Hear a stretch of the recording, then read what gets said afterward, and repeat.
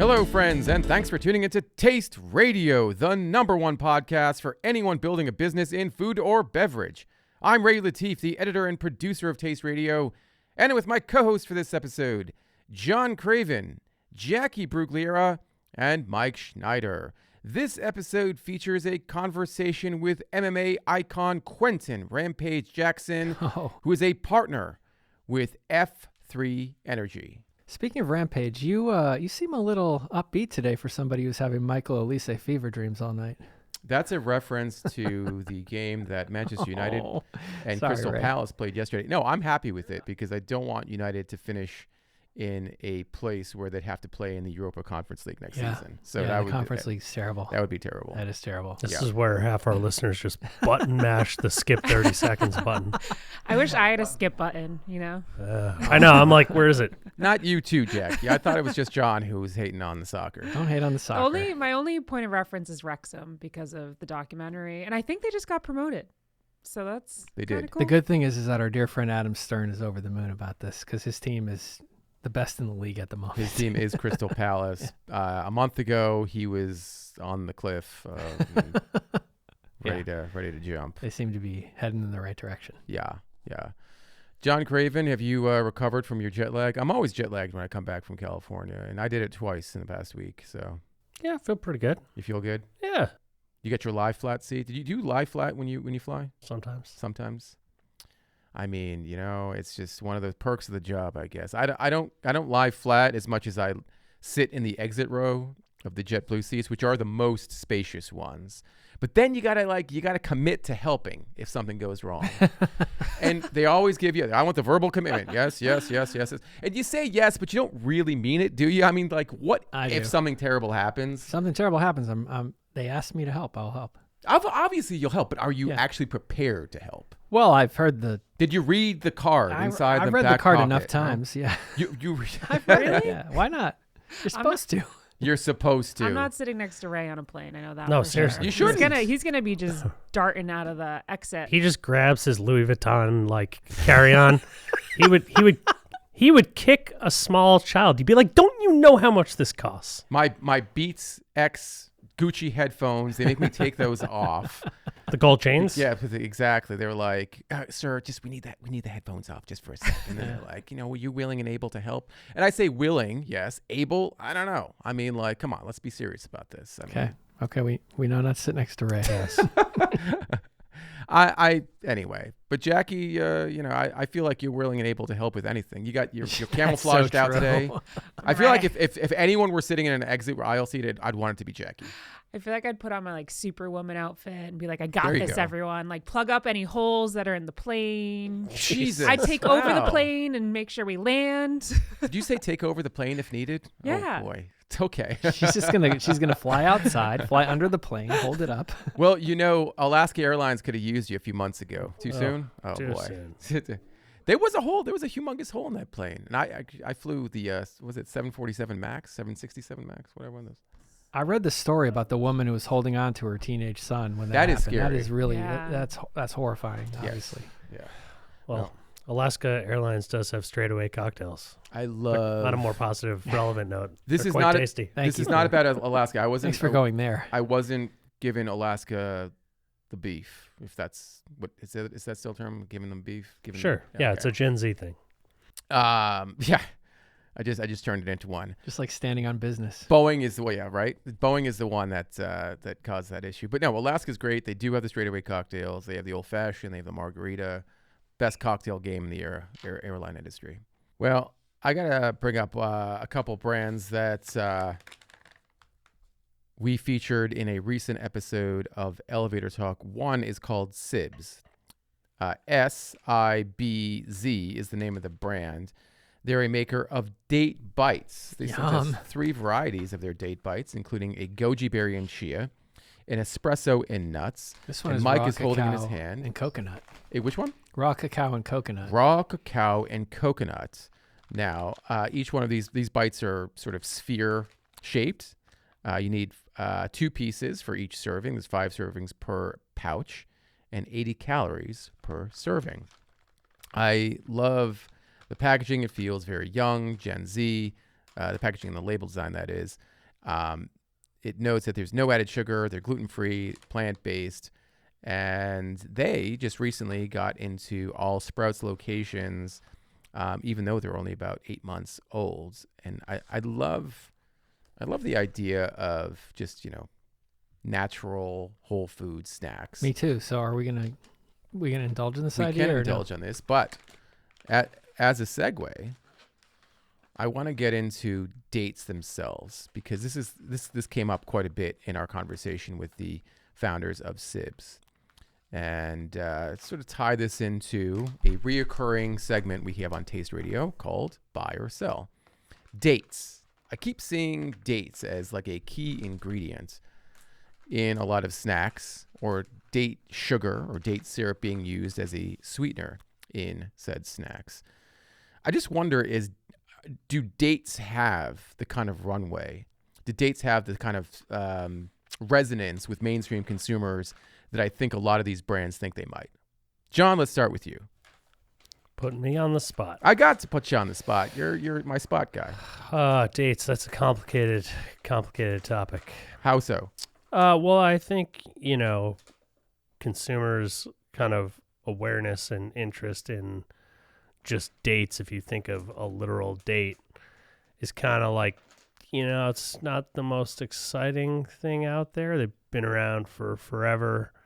I do think that a lot of kind of more savvy, better for you food and beverages have, used those to avoid adding like refined sugar, which I think is a totally fine use of the ingredient. I think from a marketability standpoint, consumers aren't like super jazzed about dates. I think there's clearly some exceptions to this, of like a brand like Julie's that's just about dates, right? JOOLIES.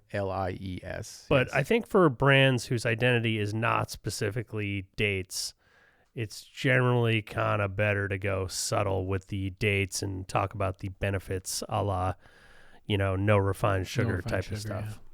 Yeah, I would agree. So you're not necessarily buying or selling. You're just kind of leaving it on the shelf for now. I think dates are great in the right sort of, situation. So again, if your company is all about dates, fine. If it's not, then I think it's something that generally is better off like staying in the background. Well, so this brand, Sibs, SIBZ, is a brand of date bites. Sure. They're all about dates. Yeah. So in this context, you're buying. No, well, I think this brand doesn't necessarily need to be about dates. Like these kind of, I don't know, does this have protein in it? Like no, it's not like a protein ball sort of thing. It's just kind of It's a date bite snack. It's a it's better for you snack. Better for you snack. Yeah, I don't know. This is one of those that's like right on the line. Hard to say. Okay. Like I look at the picture of the product. It's great. Do I need to think about dates? I don't know. Mike's been chomping at the bit, looking at the bag intensely. What are your thoughts?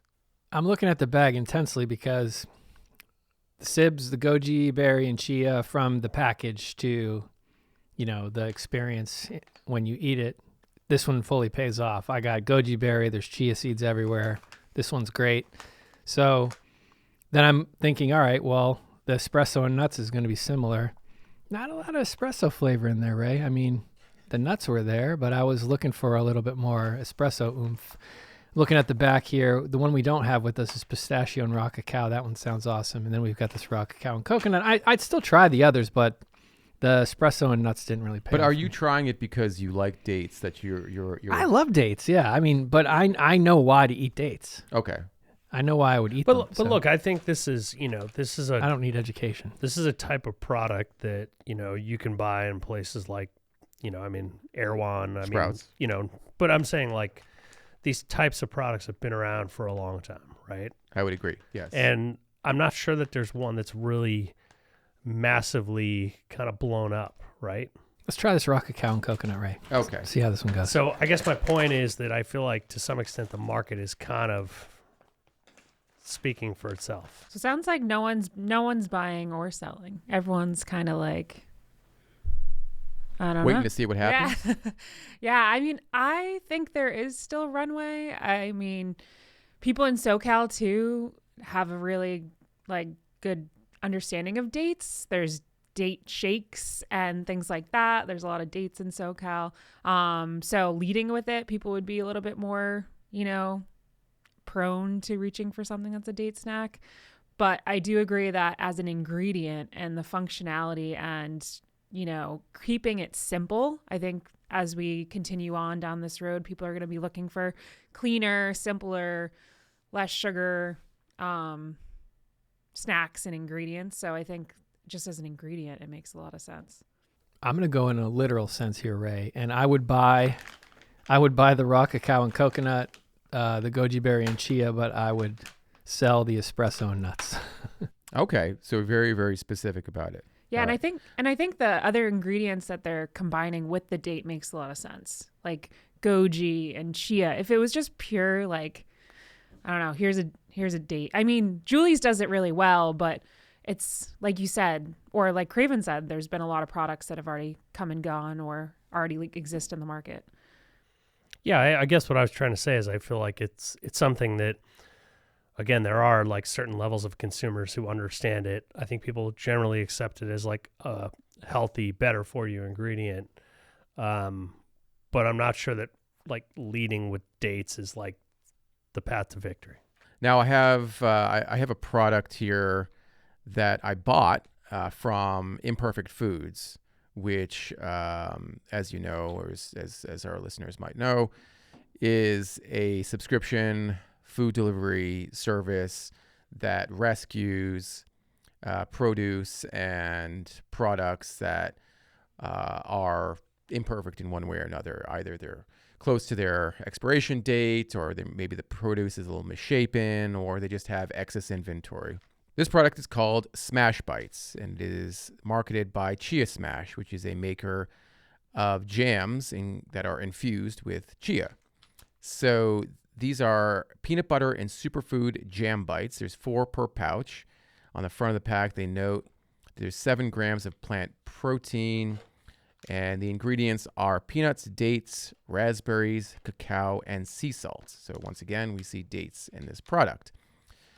The question I have, and the buy or sell that I'm going to be asking, is about a specific word on the front of the pack here. Superfood. Superfood as a term has jumped the shark. Buy or sell? I think I'm still buying. I think there's still that it has jumped the shark. You're buying is yeah. Okay, Ray is making this very confusing. That's a double negative. Okay, I am selling that it's jumped the shark.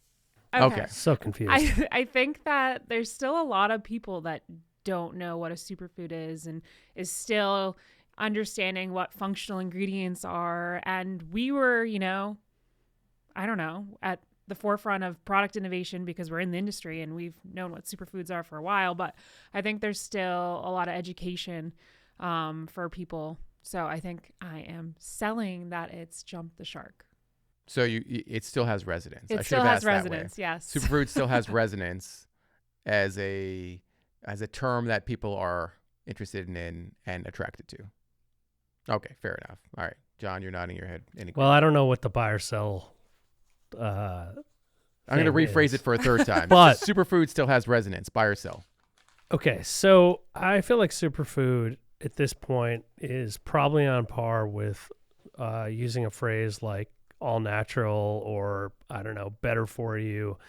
They're just subtle sort of reassurances to the consumer that something good is inside. I think, superfood kind of at a most basic level, I think is used to kind of denote things that are, nutrient dense or some, again, better for you type of ingredient. And I think it's fine. I mean, I think, again, like it doesn't really kind of poison the overall message of a brand that uses it in that it's pretty like innocuous and, low key, right? As opposed to like really screaming about some functional ingredients. So, I look at this and it says superfood jam bites. Okay, well, I mean, I guess you're basically telling me that it's not like grape jelly, right? So that's cool. It speaks to like product quality. So I think it's fine in this situation. I think where brands, similar to what I was saying with dates, like really use it as part of their like core identity, like, I don't know, being a superfood juice or something like that, and really starting to get like, down in the weeds of whatever the actual like hero ingredient is and its benefits, like that kind of takes away from the fun, But this is good. I mean, it's a pretty well done package, I think. Haven't tried the product, but Well, have a bite while Mike weighs in on the superfood debate. Superfood still has resonance as a term. Does for me. I mean, the word super doesn't tend to let me down. You got superfood, supermarket, super Jacqui, supercalifragilisticexpialidocious. All those are good for me. Okay, so the key word in there is super. You're just going to adopt and embrace anything that says super everything, man. Super everything. You keep talking about cacao over there, and that just leads to this.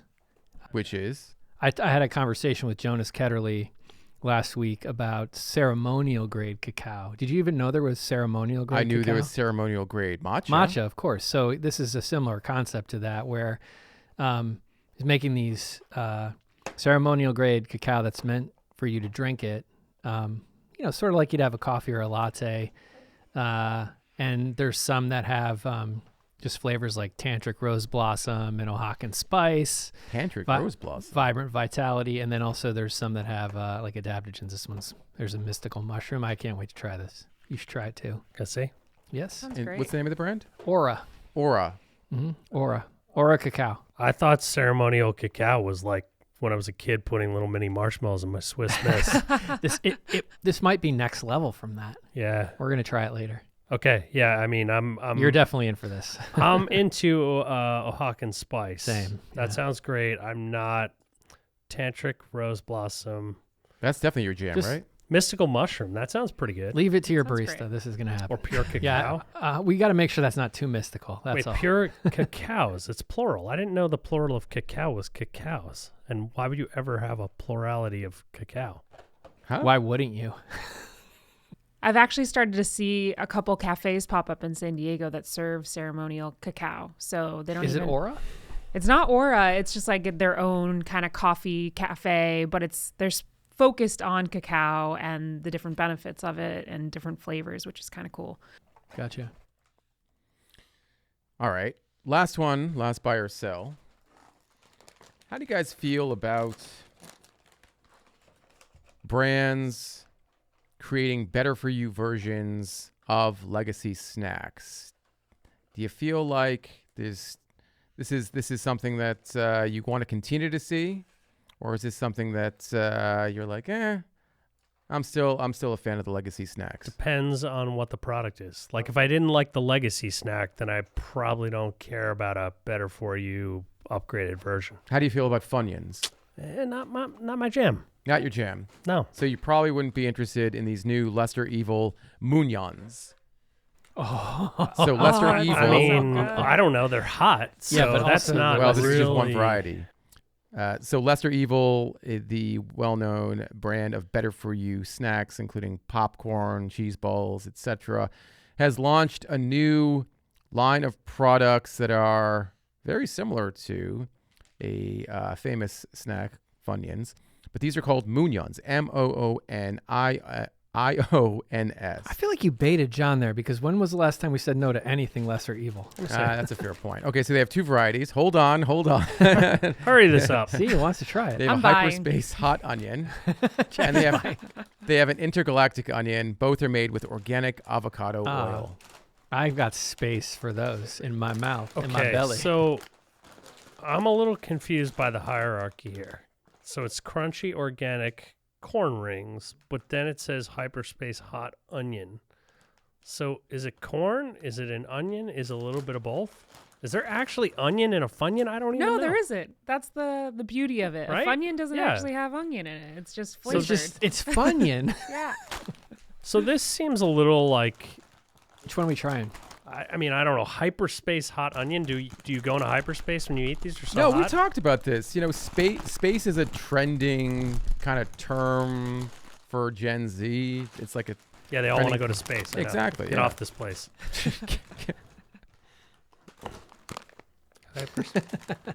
all right. How was it for someone who's not a Funyuns guy? I mean, this is like they made a corn puff just into a ring. Yeah, Yeah, that's Sure. what Funyuns that's what a pretty Funyun much are. is. I don't want to think about onions. Like, they should let Funyuns die. What? They deserve to die. Oh, okay. You have a hate for onions. I love onions and Funyuns. So It doesn't have onion in it. Don't call it that. I know, but it tastes oniony and it looks like it's just fun. It's like playing with your food, you know? No, there's onion powder. Yeah. Organic onion powder at that. That's a flavoring. Here's what I have to say about these. They are fantastic. They are fantastic. Lesser Evil never lets you. They're fantastic. Well done, Lesser Evil. Way to confuse us in the best way So possible. confused, but tasty. Okay. All right. These are so good. The spice is perfect. You can't eat one. You have to eat many. Okay. So your better for you Doritos, better for you corn chips, better for you Funyuns. You're all about that. I mean, if I'm gonna snack and if I want to snack and Lesser Evil's around, there's a good chance that I'm gonna eat it. So it has more to do with the brand than it does with the product itself. You trust the brand. I think everything this brand does is great. Yeah, but I'm Yes. saying let's say somebody else came out with the better for you Funyuns. Oh, if somebody else came out with a better, like Good Crisp or something? Sure. I'm in. Okay, so it has a lot to do with Okay, the brand. but yeah, I think that's the point, though. It could be, this sort of makes sense as an established snack brand expanding into this. If a brand just launched and all they did were recreate Funyuns, I don't know. That'd be maybe not the best strategy. Okay. I mean, if you put a bag of Cool Ranch Doritos in front of me and said, Mike, you eat this whole bag, I'll give you $1 million. You're going to lose $1 million. So let's put it that way, too. I mean, I love Cool Ranch Doritos. Wait. You said you would eat the I bag. would eat the whole bag. You'd probably yeah. eat it for $1. You don't need $1 million. Just saying. Funyuns are very niche. Not everyone likes it. It is a legacy snack, but that compared to, I feel like cheese puffs are more relevant than even Funyuns. Like, what's the worst 1980s era bagged salty snack that you can think of? Got to be pork rinds. Okay. Plenty of people have remade those. Yeah, but I mean, have any actually been successful? Snacklins? How about combos? Which one? Combos, those Combos? have been redone. Yeah. Those have been redone. Kind of like That's the rivals rivals. snacks. Yeah, rival snacks are like a better, not only better for you, but also a better version Yeah, and they of taste combos. better, yeah. Yeah, because combos were pretty brutal. That cheese was so bad. So it wasn't cheese. I think it's the same as that foam insulation that they use. Oh, geez. Yeah, I think that's what it was.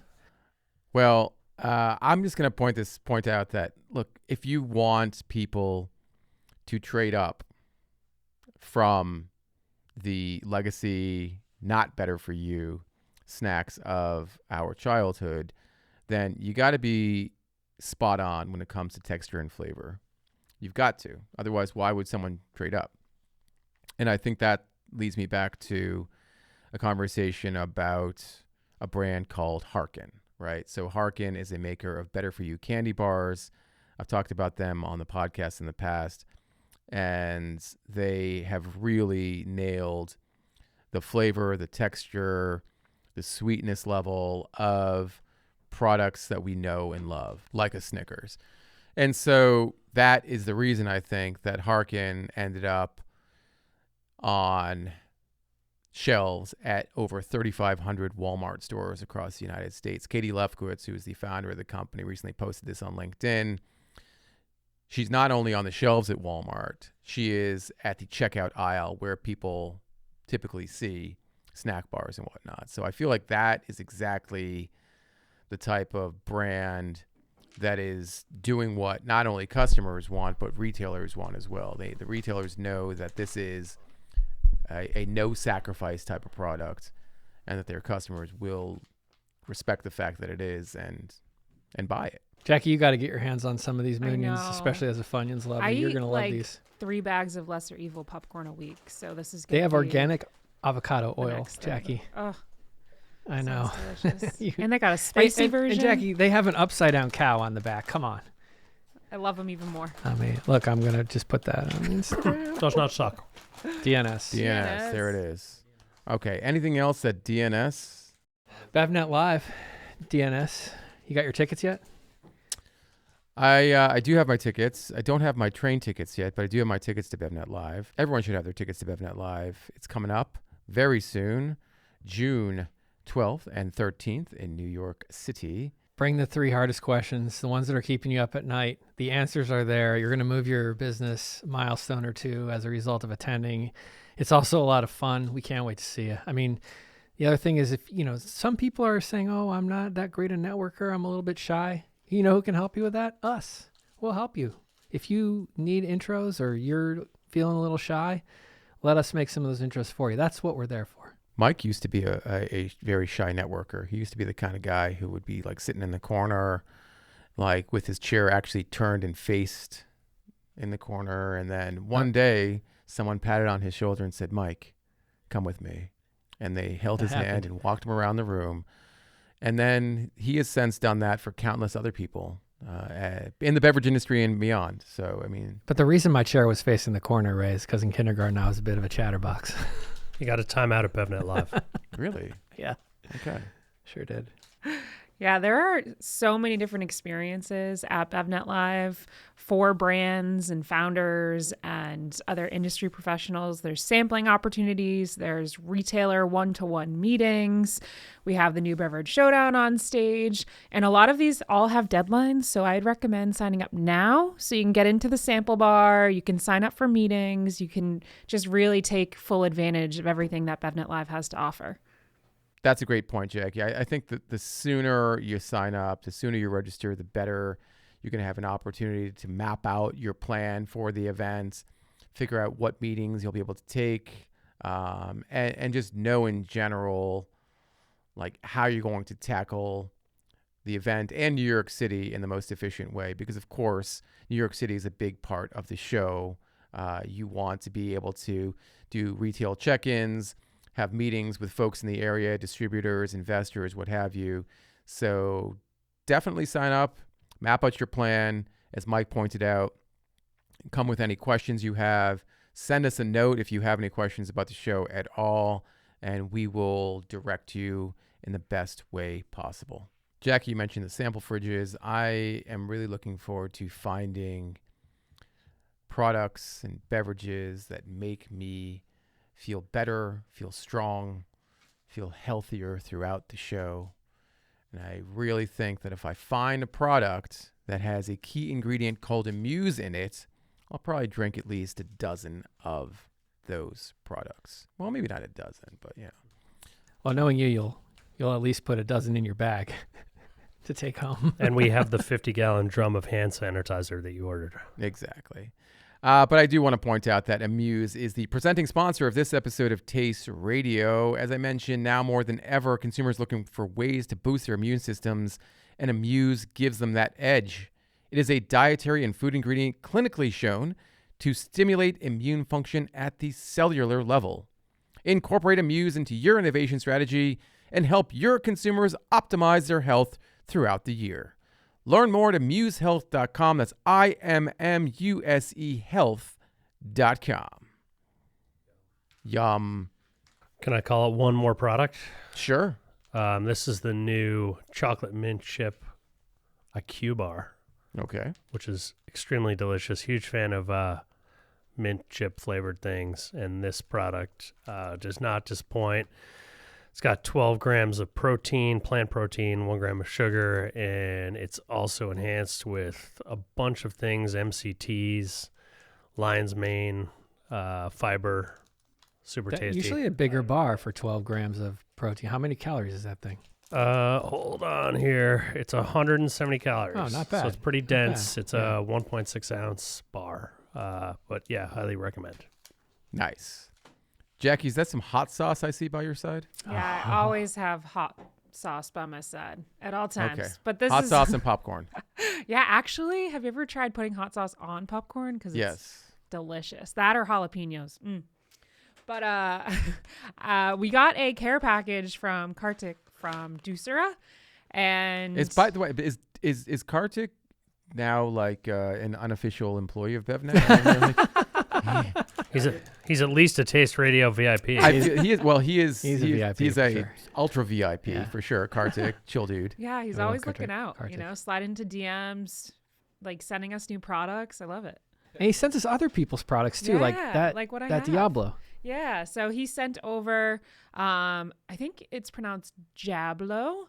It's a Filipino hot sauce with a punch. Has a cute little devil guy with like punching gloves on the front. And they say that this is the first Filipino hot sauce produced in the United States.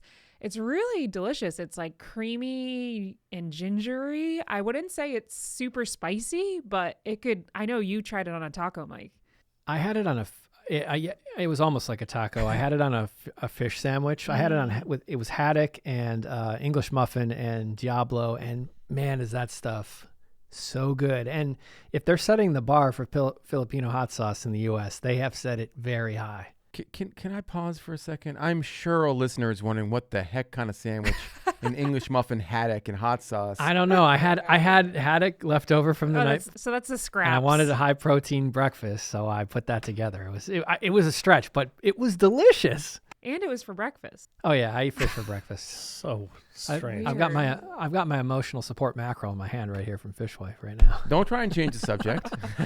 Hey, you guys, I'm on a bit of a protein kick, and I guess I got really jealous of Amanda Smirlinski and fitting all that protein in. So I started eating stuff for breakfast too, like high protein breakfasts. Okay. And fish, it's there for you when you need protein. Okay. It's okay, Mike. Fish sandwiches for breakfast. I'm not going to apologize for it. I mean, they eat fish in Japan for breakfast, so why can't I? Fair enough. That's okay. true. Yeah. Continue, Jacqui, please. Yeah, so you could have fish for breakfast. You could have a non-alc cocktail for breakfast too, because, why not? And this is Irk. It's a Himalayan non-alc cocktail. This one is kind of like a twist on a lemonade. It says it's India's simple yet delicious version called Nimbu Pani with classic gin-based cocktails like Tom Collins. And then there's another one. This one, it's called Western Ghats, and it sounds like it's kind of like a play on a red wine.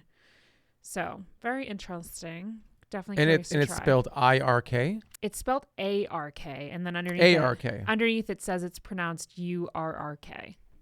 Irk. Mm-hmm. Okay. Nice. Yeah.